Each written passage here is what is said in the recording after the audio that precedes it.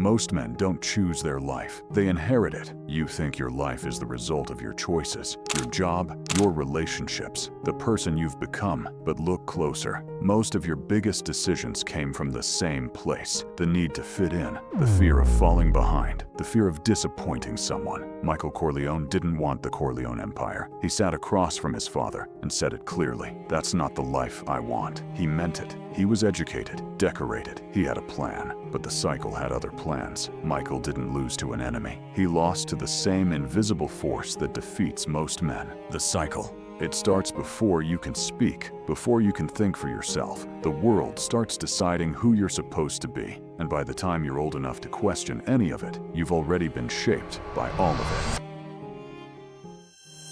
This is stage 1, inheritance. It doesn't feel like control. It feels normal. You're told what's right, what's wrong, what success looks like. After enough years, you stop asking who decided those things in the first place. You didn't build your beliefs. You absorbed them from people who absorbed them from people before them. The cycle was already running. You just hadn't noticed yet. Then comes the moment every man mistakes for freedom. A new city, a new job, a new identity. For the first time, it feels like you're becoming your own man.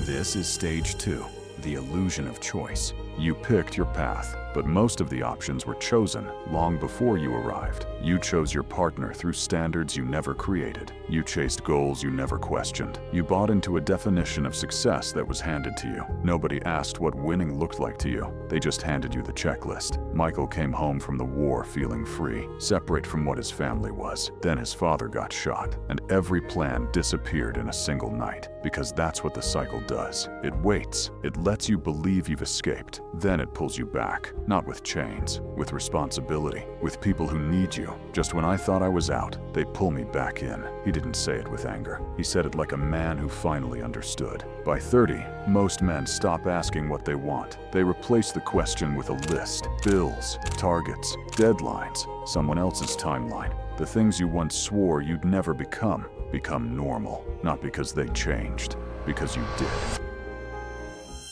This is stage 3, the trap. The trap isn't a villain. It isn't your parents. It isn't the economy.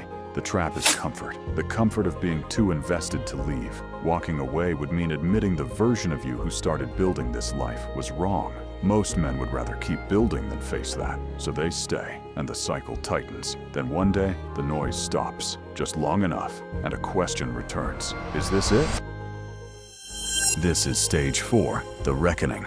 Somewhere along the way, men were taught something dangerous, that being successful matters more than being alive. And after hearing it for long enough, they stopped questioning it. Michael Corleone had everything the cycle promises: power, control, safety. He protected his family by destroying it. He became untouchable by becoming empty. The tragedy wasn't that he lost everything. The tragedy was that he got exactly what he chased, and it still wasn't enough.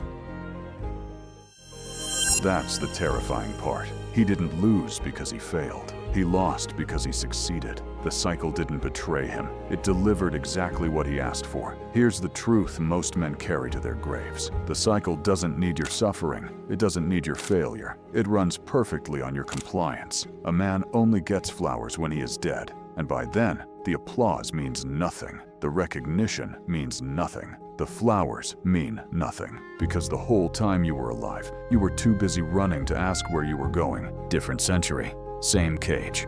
Built a life that looked right from the outside, died, wondering what the inside was for. The cycle doesn't end with you. You will pass it on to a child, to someone watching you and deciding what kind of man to become. The question isn't whether you can break the cycle. The question is whether you even know you're in it. Most men don't. Most men die running, convinced they were always free. If this felt personal, it was. Subscribe. The next chapter is about what happens when a man finally decides to stop running.